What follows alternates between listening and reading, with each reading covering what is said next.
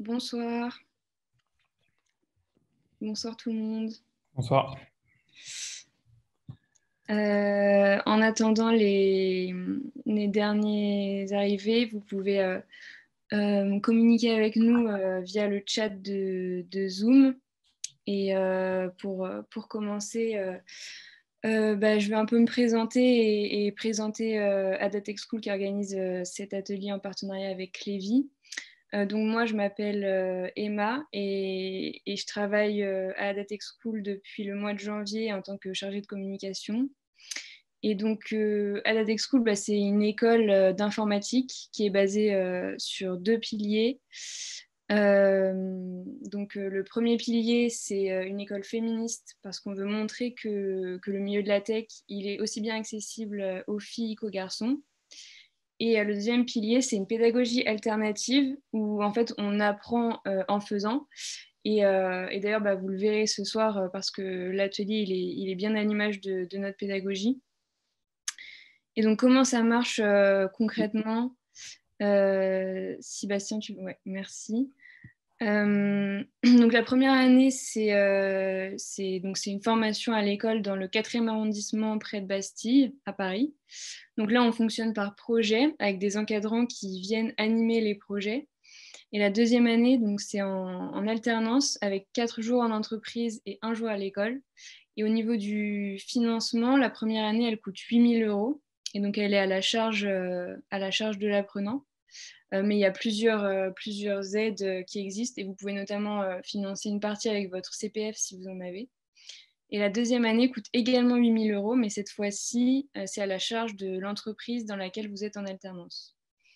Donc, si jamais vous souhaitez en savoir plus, on organise des lives de présentation de l'école tous les jeudis.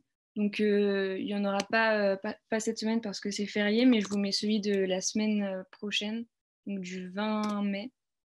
Je vous le mets dans le chat. Voilà, donc Bastien, je te laisse prendre le relais si tu veux bien et bon atelier à tous. Merci. Merci. Est-ce que tout le monde m'entend bien d'abord? Je pense que oui, puisque tout à l'heure, bon, super. Hop. Donc aujourd'hui, c'est un atelier un peu particulier puisqu'on est en comité réduit par rapport à ce qu'on fait d'habitude. Du coup, je vais peut-être commencer par dire que ces ateliers, donc c'est des ateliers dans lesquels on va coder un chatbot et c'est assez essentiel qu'on puisse le faire tous ensemble. Alors quand on est 30, on a toujours des personnes qui sont un peu plus bavardes que d'autres et on réussit à avoir un atelier plutôt animé. Aujourd'hui, on est un peu moins. Du coup, je compte sur vous vraiment pour participer quand il sera temps de le faire. C'est ce qui va rendre l'atelier intéressant. Donc, je vais rapidement me présenter. Donc, Bastien, je suis cofondateur donc, de Clévy, l'entreprise que vous voyez sur la gauche. Là. Clévy, c'est une entreprise qui a 4 ans et on est aujourd'hui actif dans le domaine des chatbots, donc des agents conversationnels. Ce que l'on fait, c'est qu'on développe et on commercialise des chatbots que l'on vend aux grandes entreprises françaises. Entreprises comme, vous devez reconnaître des logos, là, Danone, des Sanofi, mais également des ministères, la SNCF, ce genre d'entreprises. Aujourd'hui, ce qu'on va faire, c'est qu'on va coder. Donc, c'est un atelier d'initiation au code. Et donc, ce qu'on va faire, c'est coder un petit peu ce que vous voyez sur la droite, là, ce qui peut peut-être paraître un peu obscur maintenant, mais je vous garantis que d'ici la fin de cet atelier, ce genre de code n'aura plus aucun secret pour vous. Et on va voir ensemble comment ça fonctionne. On va coder avec un langage qui s'appelle le CSML. Donc, c'est un langage qui est développé par Clévy, qui est utilisé par plusieurs milliers de développeurs dans le monde pour coder des chatbots. Donc, on a des utilisateurs en Asie, aux États-Unis, mais aussi en France et en Europe. Et ce langage de programmation a beaucoup de spécificités que les autres langages ont, notamment en termes de logique, mais il a une particularité, c'est qu'il est très simple d'utilisation et très abordable. Donc, c'est vraiment un langage idéal pour commencer à coder et essayer de comprendre comment ça marche.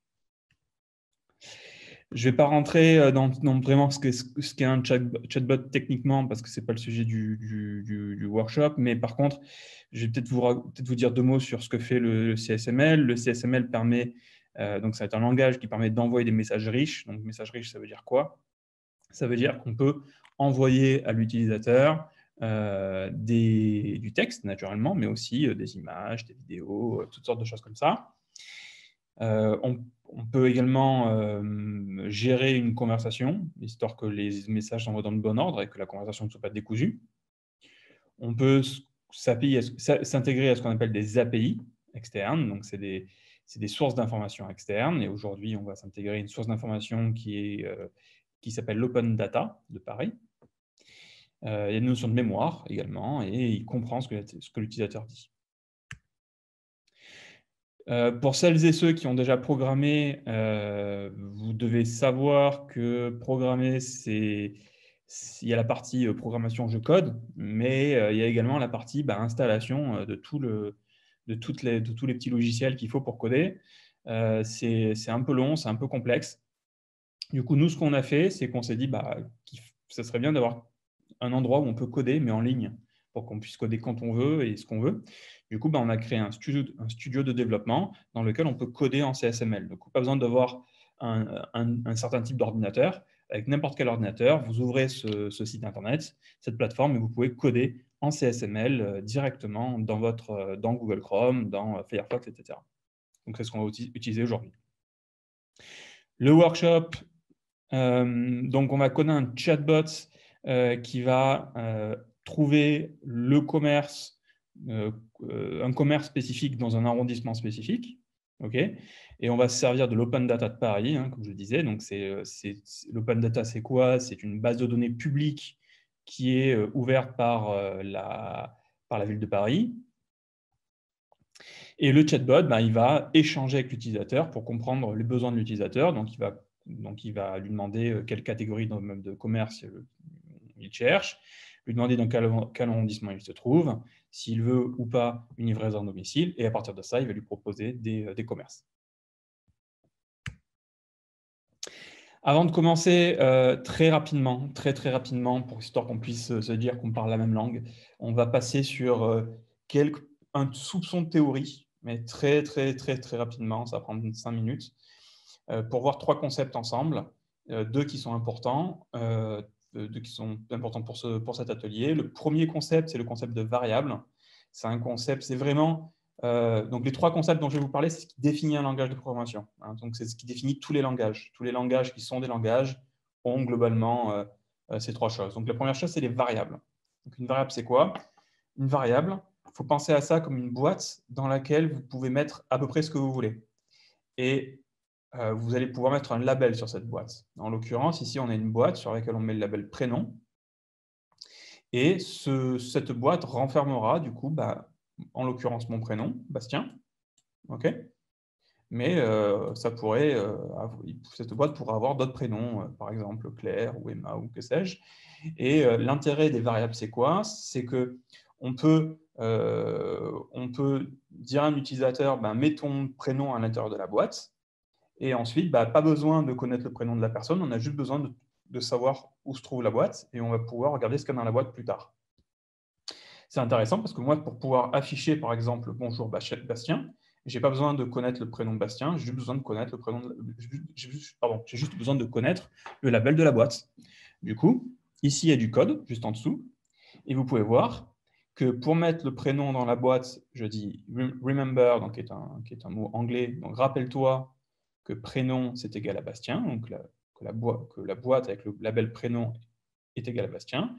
Et si je veux afficher dans une conversation, je vais dire au chatbot, dis bonjour, bonjour, le prénom de la personne, je vais écrire say, toujours pareil, anglais, bonjour, et je vais dire au chatbot, va chercher ce qu'il y a dans la boîte prénom. Donc, on va le voir ensemble plus tard, mais ce n'est pas grave si ce n'est pas hyper clair, limpide, parce que ça le sera un peu plus tard. Mais en tout cas, les variables, c'est des notions de boîtes dans lesquelles on peut mettre des choses. Il y a également les notions de conditions qui sont importantes. Alors, les conditions, ça paraît très complexe quand vous les regardez comme ça. Donc, c'est le morceau de code en dessous, là. Mais par contre, quand vous le traduisez en langage naturel, comme on parle, en fait, ça devient très simple. Donc, imaginons, moi, je veux demander à mon épouse d'acheter un casque audio et je vais lui dire, si le prix est supérieur à 100 €, alors c'est trop cher, sinon c'est une affaire.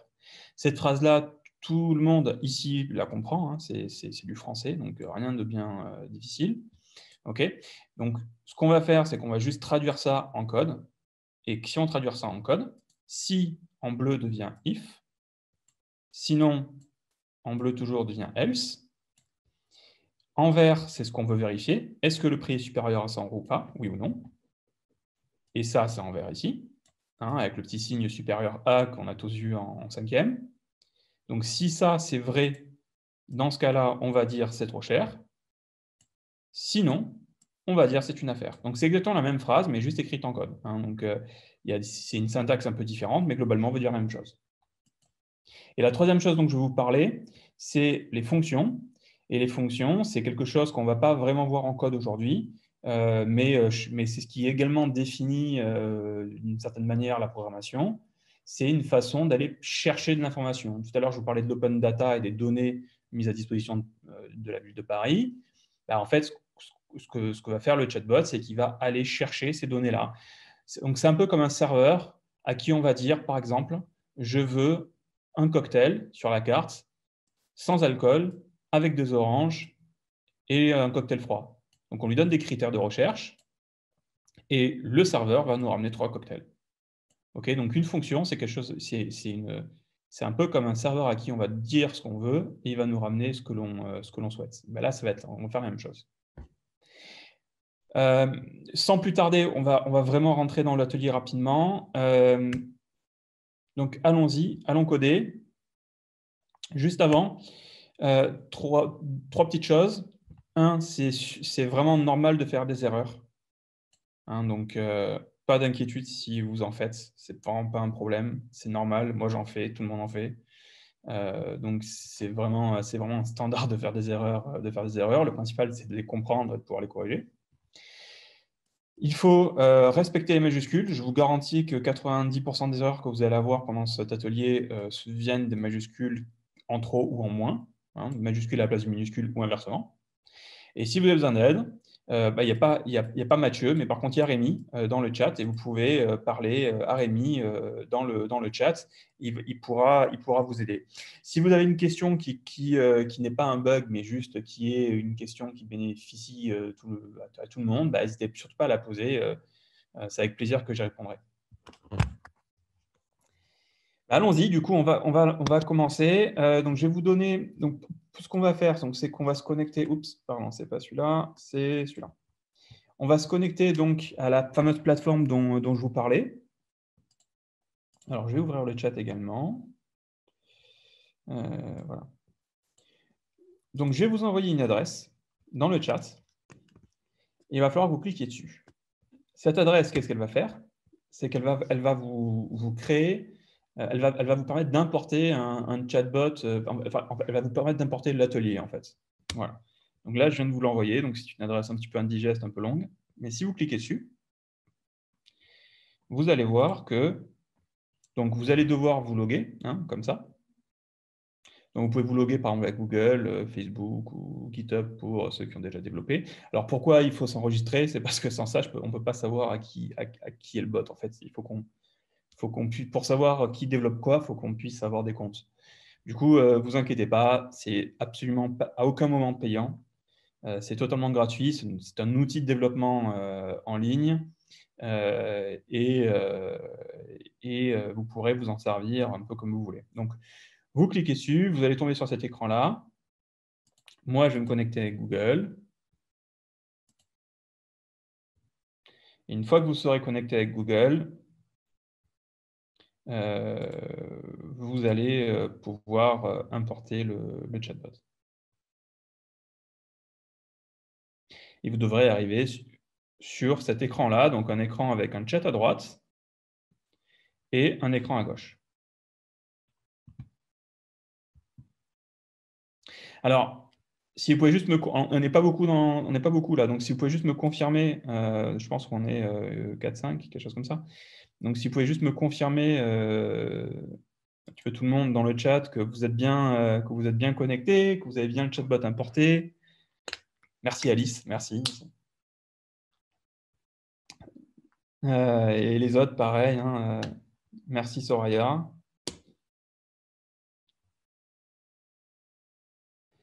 Pas de souci Sonia, on a quelques minutes.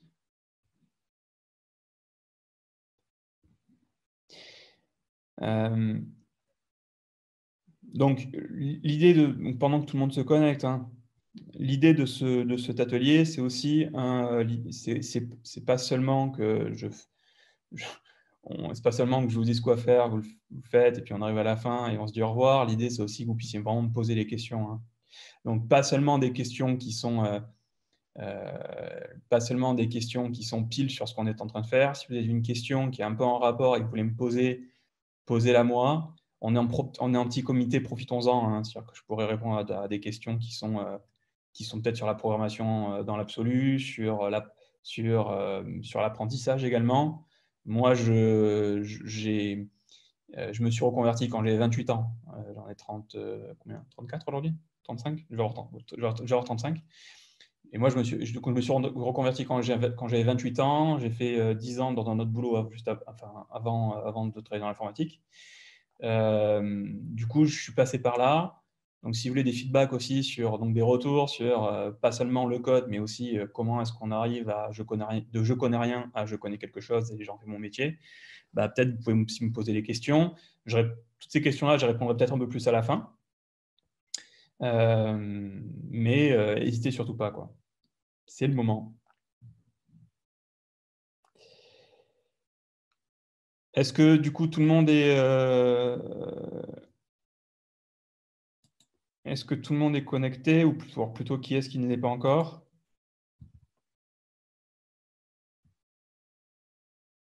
Bon, je vais commencer avec mon petit préambule, hein, et puis normalement ça devrait aller, on va pouvoir commencer à avancer.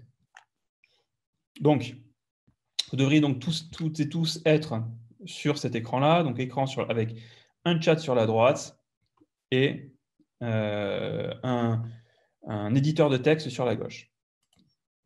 D'abord, la question, c'est est-ce que vous pouvez tous lire ce qu'il y a sur mon écran? Ça, c'est la partie importante, parce que si vous ne pouvez pas lire, on ne va pas aller bien loin. Ok, super. Parfait, merci. Donc, première chose qu'on va faire, c'est qu'on va lancer le code. On va juste regarder ce que ça fait, ce code. Parce que là, il y a plein de code écrits. Pour l'instant, on n'y comprend rien. Lançons le code. Pour lancer, vous cliquez à droite sur Build, et ensuite, vous cliquez sur Run, en haut à droite. Donc, Build, ça veut dire quoi? Ça veut dire, ça demande à la plateforme de lire le code. Et Run, ça demande à la plateforme de lancer le chatbot. Hein. Donc, vous allez voir, pendant cet atelier, on va appliquer occasionnellement sur Build et sur Run pour faire en sorte que la plateforme lise le code et ensuite que la plateforme lance le code. Donc, le chatbot, qu'est-ce qu'il nous dit? Le chatbot, il nous dit « Salut, je suis Shopibot, le bot qui trouve les commerces de proximité dans Paris. Tu es prêt, tu es prête? Oui. » Donc, on va cliquer sur « Oui, let's go ». Super, allons-y. Mais par contre, là, il ne se passe rien. Donc, on va voir un petit peu pourquoi il ne se passe rien et on va avancer dans l'atelier. Donc là, on va se diriger sur la gauche. Donc, la première chose à savoir, c'est que tout ce qui est en gris, hein, et qui commence par double slash, c'est ce qu'on appelle des commentaires. Okay. Donc, les commentaires, c'est quoi? Les commentaires, c'est quelque chose qui existe dans tous les langages de programmation. Si vous commencez à programmer, vous allez voir, vous allez vous en servir inévitablement. C'est ce qui permet aux développeurs de communiquer entre eux. Okay, et pas seulement aux développeurs entre eux, hein, c'est aussi les développeurs avec eux-mêmes. C'est-à-dire que moi, si j'écris un morceau de code et que, je ne sais pas moi, 1 mois après ou 2 mois après, je reviens dessus, si le code est un peu complexe, j'ai envie de comprendre ce que j'ai fait il y a 1 ou 2 mois. C'est peut-être pas tout le temps limpide. Donc, ce type de code, ce type de commentaire, c'est une façon d'exprimer ce que l'on fait. Hein. Donc, par exemple, ici, vous voyez que les commentaires, c'est ce qui va me permettre de vous dire pourquoi j'écris les choses. Donc, par exemple, le commentaire ici, il dit « Un chatbot commence toujours par l'étape start ci-dessous ». OK.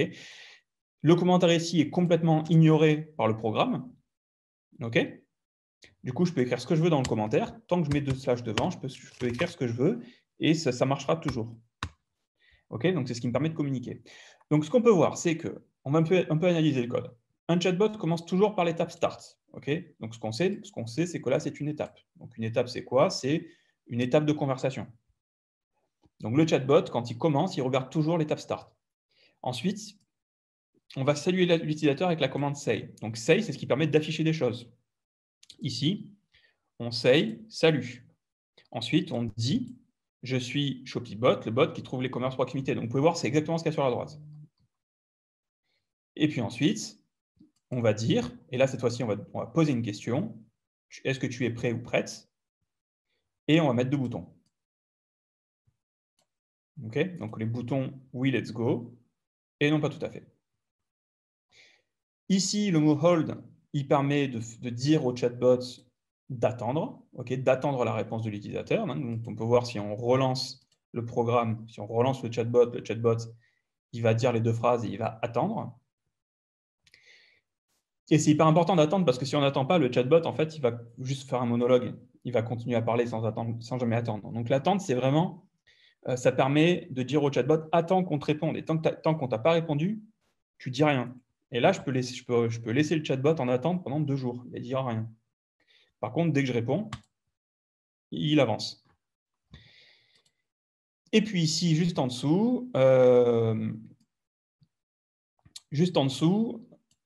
il y a plusieurs choses qu'il faut voir. La première, c'est que on dit la réponse du utilisateur va arriver dans une variable event. Donc, la variable, vous vous souvenez, hein, c'est cette espèce de boîte.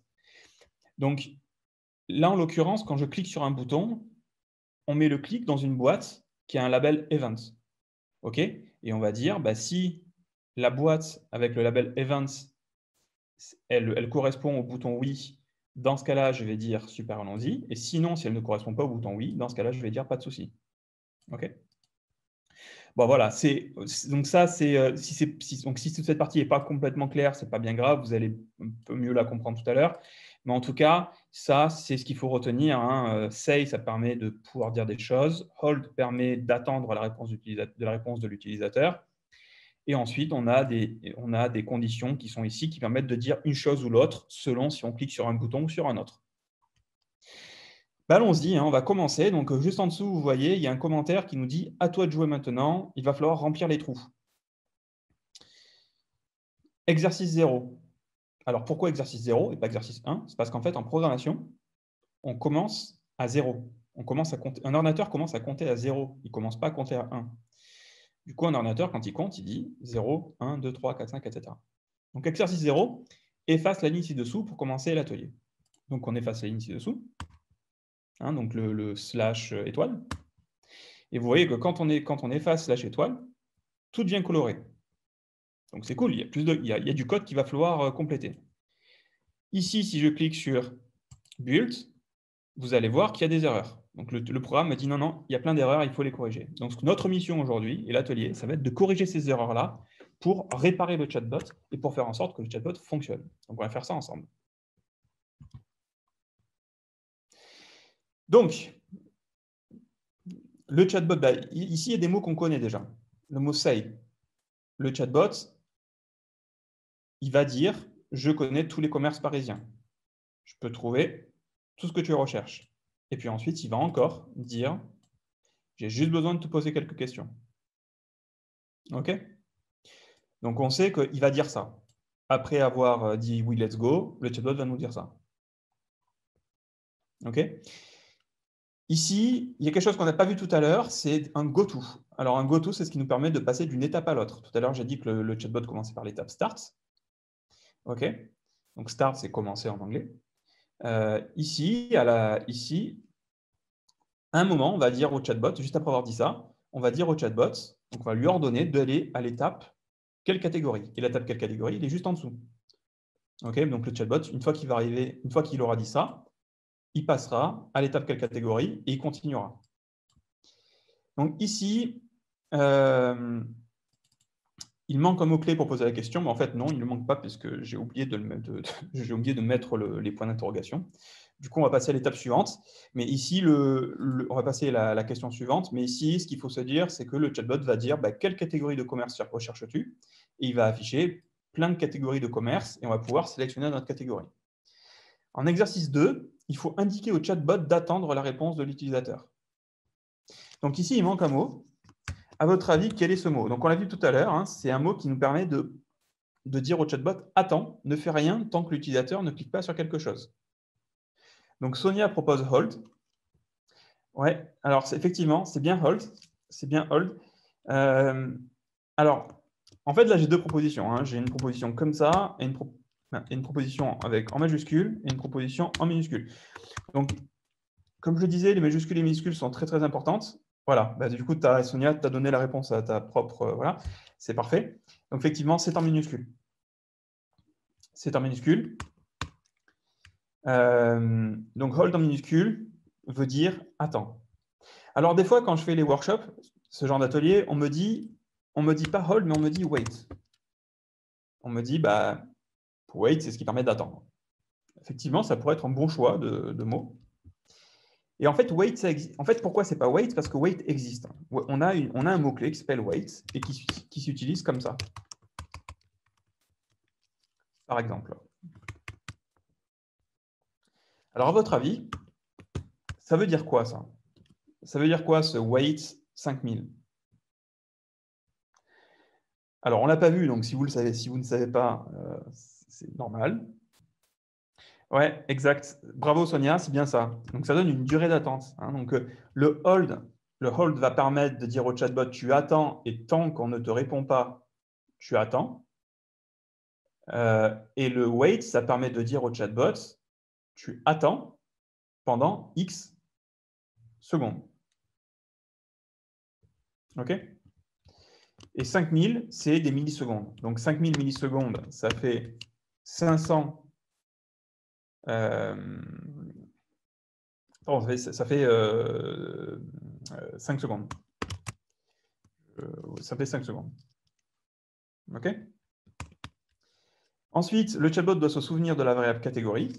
Donc ici, il manque un mot-clé, à votre avis.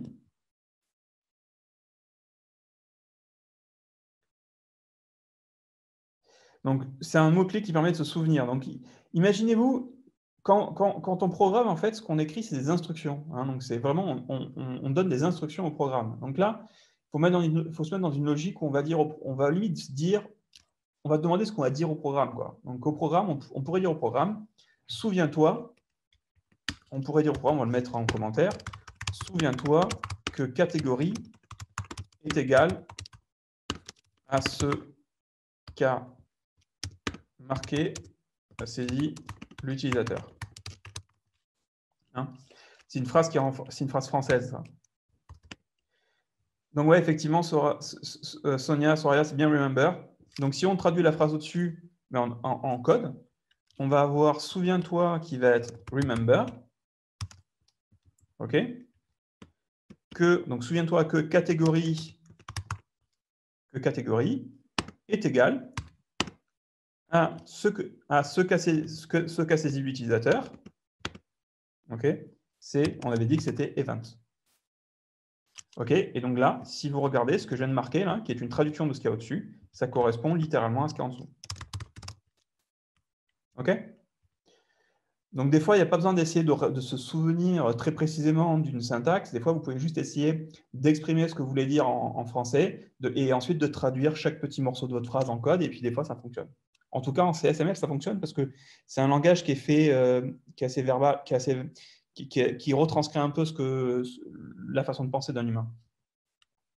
D'autres langages sont un peu différents, mais celui-là, il est globalement dans cette fibre-là. Ici, ligne 68, on a un goto quel arrondissement. Donc là, pareil, c'est qu'on va dire au chatbot, OK, c'est bon, tu as fini ça. Tu sais ce que l'utilisateur a mis. OK. Donc, si l'utilisateur a cliqué sur fromagerie, on va se souvenir de fromagerie dans catégorie. OK. Donc maintenant, on va aller à quel arrondissement? Donc ici, il faut nommer l'étape ci-dessous. Alors à votre avis, c'est quoi le nom de l'étape? Ici? Donc c'est très similaire à ce qu'il y avait juste avant, hein. Alors que là, ligne 40 et quelques, 41, vous voyez qu'il y a un go-to quelle catégorie et qu'en dessous, il y a marqué quelle catégorie. Ici, il y a un go-to quel arrondissement. Bah, c'est raisonnable de penser qu'ici, on va mettre quel arrondissement.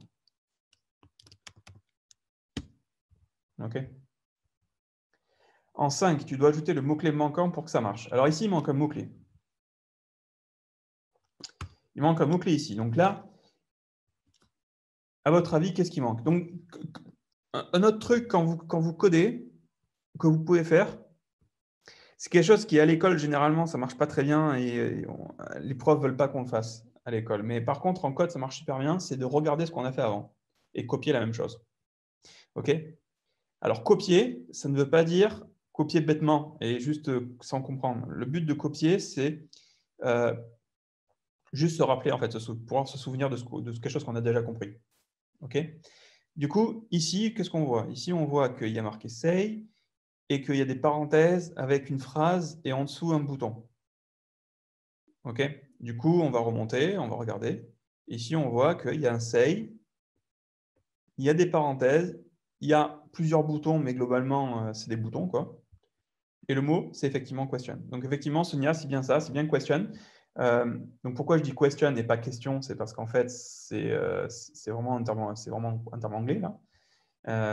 Donc, effectivement, c'est ça. Et on va mettre un Q majuscule. Parce que si je le mets en minuscule, si je mets un Q minuscule, c'est, hein, ce qui va se passer, enfin, ça ne marchera pas du coup, mais ce qui va se passer, c'est qu'on va avoir une erreur qui nous dit que ça ne marche pas. Donc, on va mettre un Q majuscule.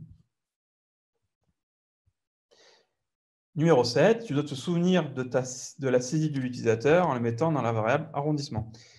Alors, ici, qu'est-ce qu'il faut faire? Donc, ici, vous pouvez voir que c'est quelque chose qu'on a déjà vu, en fait, hein, on l'a vu un peu plus haut. Cette notion de se dire, souviens-toi que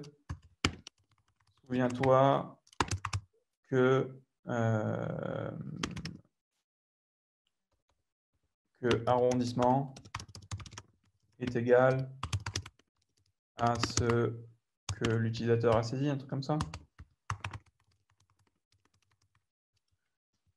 Donc, souviens-toi, c'est le remember. Ici, en fait, Sonia, quand tu as un petit trou de mémoire, ce que tu fais, c'est que tu vas juste au-dessus, tu regardes un petit peu comment c'est fait au-dessus, hein. Donc, au-dessus, on dit, souviens-toi que catégorie est égale à ce qu'a mis l'utilisateur. OK? Donc, ici, ce n'est pas une catégorie qu'on demande, c'est un arrondissement. OK? Donc, ce qu'on va faire, c'est qu'on va mettre arrondissement plutôt que catégorie, hein.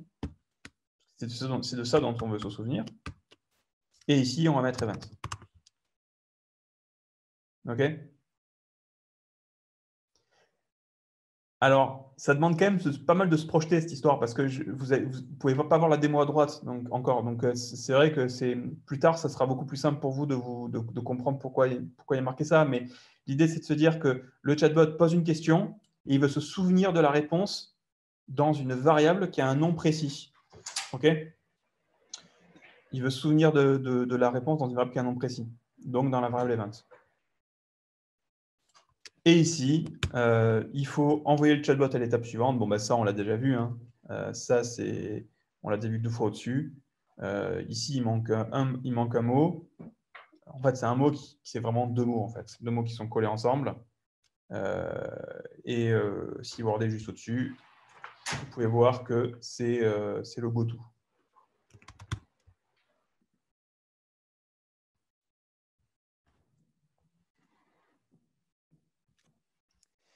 Donc Sonia, arrondissement, c'est un peu comme l'idée de la variable remember, ou pas du tout. Donc pas du tout. C'est pas ça. Remember, en fait, c'est un mot-clé qui permet de dire je veux créer une variable. OK? Remember, c'est vraiment l'ordre. C'est vraiment comme dans la phrase ici tout à l'heure. Attends, je vais te retrouver ça. Voilà. Ici tout à l'heure, tu peux voir que. Attends, je vais zoomer un petit peu. Voilà. Tout à l'heure, j'ai donné la phrase « Souviens-toi que catégorie est égale à ce qu'a saisi l'utilisateur. » Hein. Donc, en fait, j'aurais pu mettre que la variable catégorie est égale à ce qu'a saisi l'utilisateur. OK. Et la traduction de ça, c'est remember. Donc, remember, c'est vraiment l'ordre « souviens-toi ». OK. La variable catégorie, c'est ceci. Est égal à, c'est ça. Et event, c'est ce qu'a saisi l'utilisateur. D'accord? C'est plus comme ça, du coup. C'est comme ça.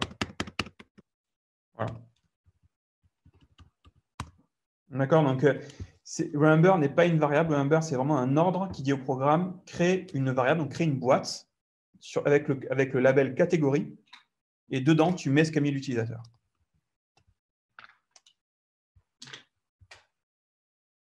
Alors, tu verras, hein, Sonia, que quand tout sera fait, qu'on va lancer le chatbot, ce sera vachement plus simple parce que tu pourras vraiment comprendre à quoi correspondent les choses. Donc ici, en exercice 9, donc il manque beaucoup de choses ici. Hein. Alors, première chose, NIM87, il manque un mot ici, juste avant question. À votre avis, say, ouais, c'est bien ça. C'est bien ça. C'est bien say. Et en dessous, il manque également un mot. Et c'est effectivement buttons, bravo, c'est bien ça. Donc ici, hein, donc ça veut dire quoi? Ça veut dire que voici la liste des boutons que je veux afficher. Et là, c'est les boutons. Après notre question, il manque un mot-clé. Bon, ben maintenant, on est habitué, on sait ce que c'est le mot-clé. Hein. Je suis sûr que vous allez tous vous précipiter vers la bonne réponse. Sans faire d'erreur de minuscules et de majuscules. Donc, quand on a posé une question, qu'est-ce qu'on veut faire? On veut effectivement se mettre en attente. C'est bien ça. Et ici, après s'être mis en attente, ben on veut se souvenir de ce qu'a dit l'utilisateur. Hein. Donc, remember, OK, ouais. Donc ça, c'est la première chose. On veut se souvenir que la variable service, donc là, on va créer une boîte service avec le label service, hein, et on veut que dans cette boîte service, il y ait event. Ouais, c'est exactement ça, bravo. Et enfin, ici, il manque une instruction, c'est exactement, c'est goto. Enfin, goto, oui, mais il manque une autre instruction quand même, il manque autre chose. Goto, mais il manque un mot après, parce que si on dit juste goto, bah, on lui dit bah, va, mais on ne lui dit pas où. Donc, il manque, voilà, il manque goto results. OK, bon, bah, super. Bah, du coup, on est bien, là, on a fini nos exercices. Donc, on va lancer. Donc, on va cliquer sur Build. Alors, quand vous cliquez sur Build, peut-être que vous aurez des erreurs. OK, je vous donne un exemple d'erreur. Des erreurs comme ceci, par exemple. Des erreurs toutes rouges avec marqué bot validation failed at one error. Alors, si vous avez ça, ce que vous faites, c'est que vous copiez cette erreur-là, là, tout en rouge, et vous l'envoyez à Rémi, et vous voyez il va vous dire quel est le problème. OK, mais si vous n'avez pas fait d'erreur, normalement, quand vous cliquez sur Build, vous allez avoir un message tout vert qui va vous dire New version created. OK. Alors, pendant que tout le monde fait ça, je vais te répondre, Soraya. Donc, pourquoi pas quel service? En fait, une conversation, c'est une séquence. C'est une séquence une conversation est une séquence d'étapes. OK. C'est-à-dire, c'est comme cet atelier, en fait, c'est une conversation entre moi et vous, même si c'est un monologue, en fait, vous me répondez, quoi. Donc, qu'est-ce qui s'est passé? C'est que d'abord, j'ai fait une très longue introduction, okay, qui était dans une étape d'introduction, de présentation. D'ailleurs, c'était Emma, la première, c'était pas moi. Et ensuite, on est passé par une deuxième étape, qui est une étape de présentation. Ensuite, on est allé à une dernière étape, qui est une étape d'atelier. Et maintenant, on va dans une dernière étape, qui est une étape de test du code. Donc, il y a vraiment cette notion d'étape, de séquence. Okay, et dans le code, en fait, c'est un peu la même chose. C'est qu'il y a des séquences de questions qu'on pose. de réponse on attend, et ensuite on passe à la suite. Donc ici, si on reprend tous les steps, on a d'abord eu un step start dans lequel on a commencé la conversation. On a dit est-ce que tu es prêt? Ensuite, on a eu un deuxième, donc par step, j'entends étape, hein, c'est la même chose. On a une deuxième étape qui est une étape quelle catégorie dans laquelle on a demandé à l'utilisateur quelle catégorie de commerce il recherche. Puis on a eu une troisième étape qui est l'étape quel arrondissement dans laquelle on a demandé l'arrondissement et on s'en est souvenu. Puis une quatrième étape qui a demandé est-ce que tu veux le service retrait de commande en magasin ou le service livraison à domicile.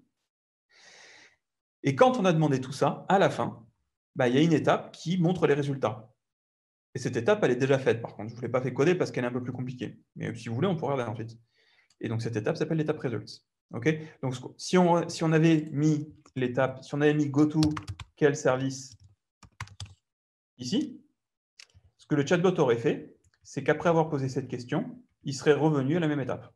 Donc, tu peux essayer, hein, tu vas voir, mais en fait, il va te poser la même question en boucle tout le temps, parce qu'une fois qu'il t'aura posé la question, il reviendra au début de la question. Donc, c'est pas ce qu'on veut. On veut results.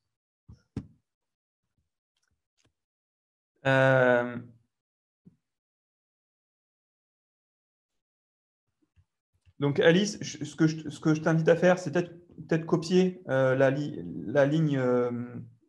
En gros, c'est la ligne. Enfin, essaie de copier le début, là, toute cette partie-là. Déjà, vérifie que tu as la même chose que moi, avec les majuscules, les minuscules, que tu n'as pas genre say avec un S majuscule, par exemple. OK? Mais si tout est bon et que c'est bien comme ça, copie-colle ça à Rémi et puis il va t'aider. Mais à mon avis, il y a de bonnes chances que tu aies quelque chose dans ce style-là, que tu aies un S majuscule, par exemple, à la place d'un S minuscule. Bon, du coup, notre chatbot est fait et pendant que tout le monde corrige son chatbot, je vais lancer le mien et pour qu'on puisse un petit peu voir. Et puis ensuite, on pourra passer un peu de temps, si vous voulez, pour corriger vos chatbots, parce qu'on n'est pas beaucoup, donc on peut le faire. Donc oui, let's go.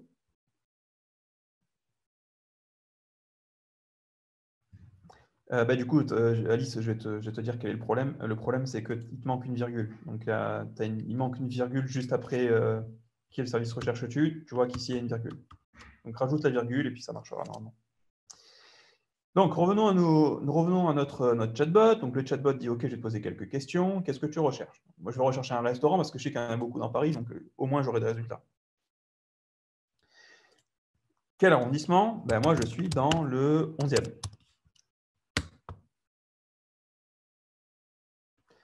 Et quel service recherches-tu? Moi, je veux un retrait de commande en magasin. Alors, attention, roulement de tambour. Il va chercher nos commerces. Et là, donc, on a Kitchen Gallery, la terrasse d'Italie, un PNY, si vous voulez prendre 4500 calories en hamburger, c'est là qu'il faut aller. Et Anna Bento. Et moi, je vais prendre Anna Bento parce que j'adore les bento.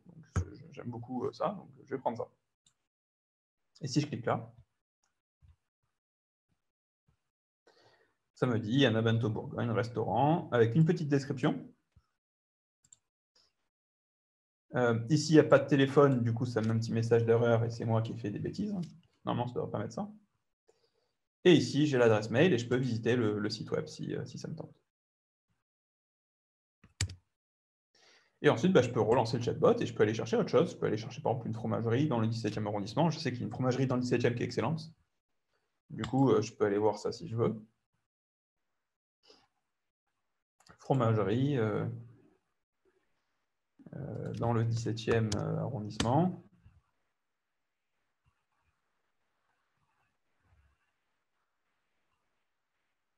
Et je veux retrait de commande en magasin.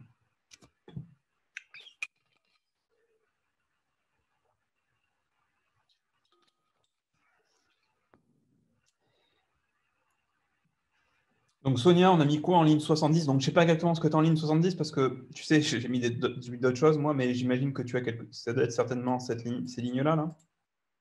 Ou tu as celle-là, je ne sais pas.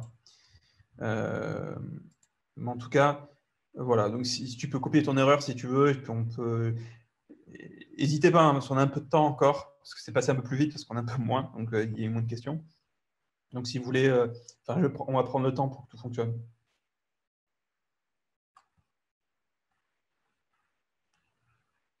OK. Donc voilà, donc là, vous avez un chatbot. Alors, ce qui est assez intéressant là-dedans, c'est que vous pouvez un peu bidouiller les choses, hein. C'est-à-dire que si vous voulez changer, par exemple, des choses, vous pouvez les changer, hein. Si vous voulez changer la façon de parler, par exemple. Ici, si vous ne voulez pas l'appeler Shopibot, mais vous voulez l'appeler,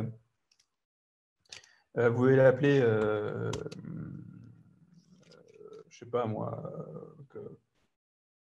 qu'est-ce que, je sais pas. On va lui donner un nom en emoji. Donc le nom en emoji qu'on va lui donner, c'est un fromage. Voilà. Hop. Un fromage avec un bagel.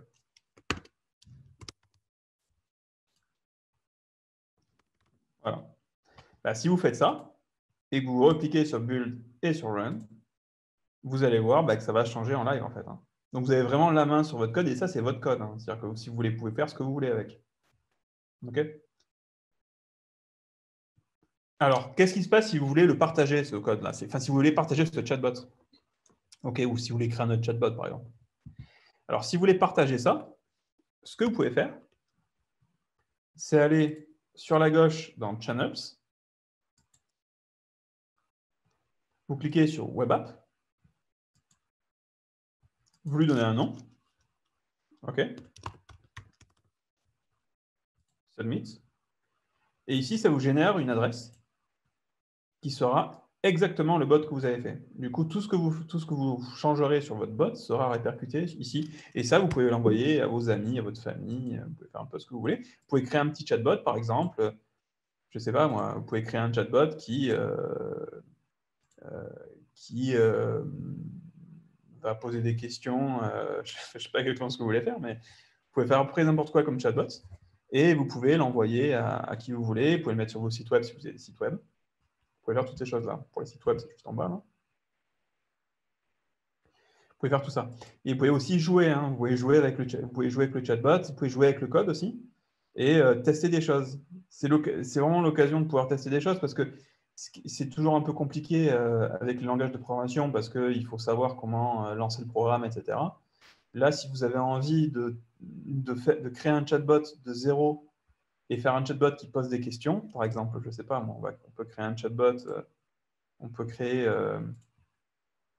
un chatbot qui demande le prénom et l'âge. Vous cliquez sur créer un nouveau chatbot, vous lui donnez un nom. OK. Et ici, vous pouvez faire coder votre chatbot. Vous pouvez avoir un chatbot qui dit, par exemple, quel est ton prénom? OK. Il attend et ensuite il va donner la réponse. Il va dire, moi je suis bot de présentation.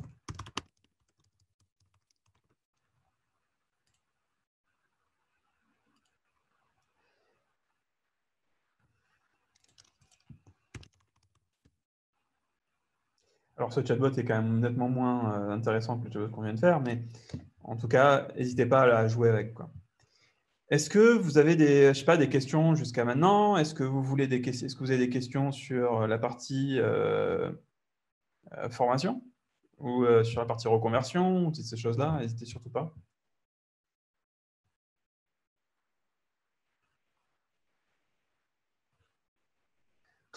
Alors le chatbot qui nous parle quand on prend des billets SNCF, non, c'est pas nous.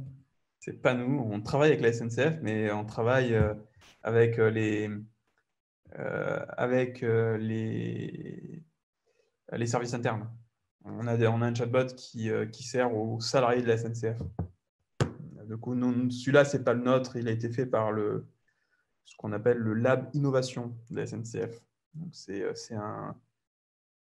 un laboratoire d'innovation à l'intérieur de la SNCF qui fait des chatbots, notamment des chatbots à usage externe. Mais il est super, ce chatbot, hein.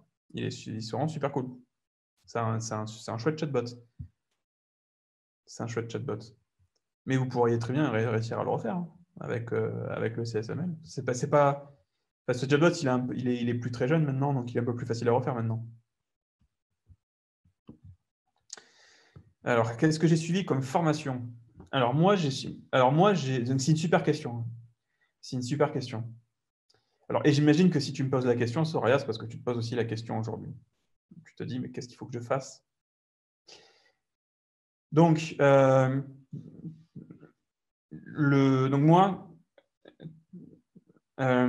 moi, j'ai fait l'école 42. Donc, j'ai fait une école, j'ai fait l'école 42 parce qu'en fait, je fais partie de ces gens qui n'ont pas le bac.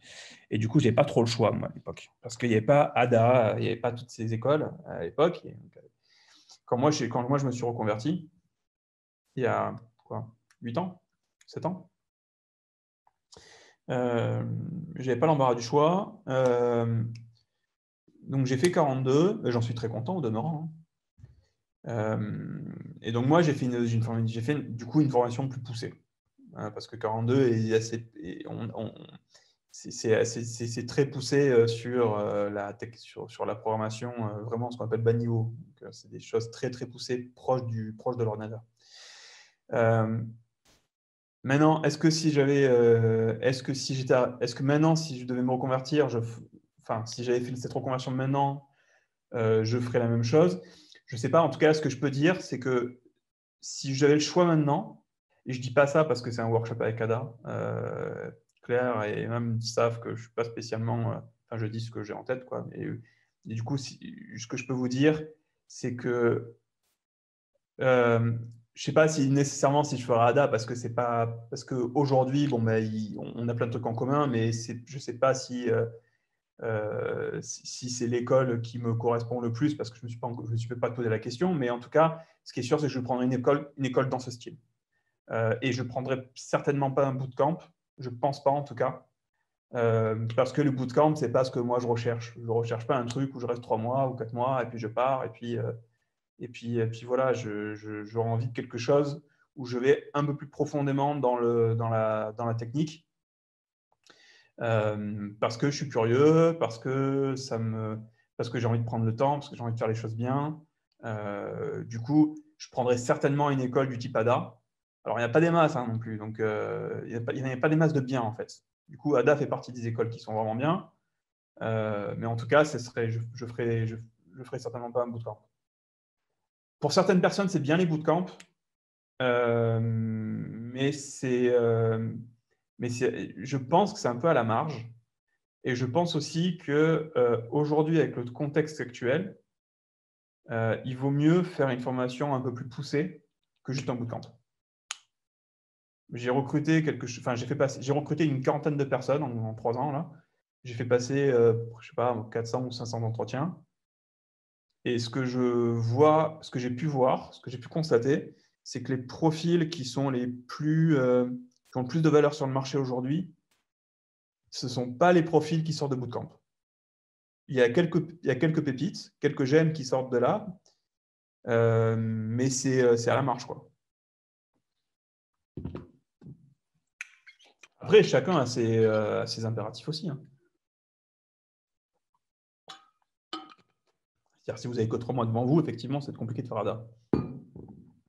Parce que ADA demande quand même Claire, je ne veux pas parler en ton nom, mais au nom d'ADA, mais je pense que ADA demande une implication qui va un peu plus qui va au-delà de 3 mois. Du coup, ça pèse dans la balance.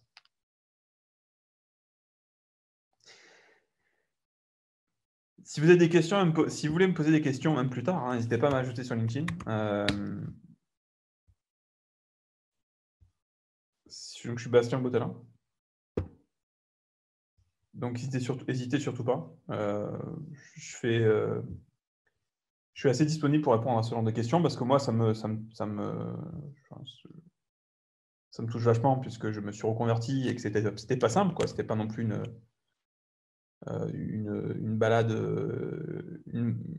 dans un pré, cette histoire. Ça a pris beaucoup d'applications et beaucoup d'efforts. Du coup, si vous avez des questions dans le futur, n'hésitez surtout à me les poser et c'est avec plaisir que je répondrai. Je ne croule pas sous le temps, mais j'en prendrai toujours pour répondre à ces questions-là parce que je pense que c'est vachement important.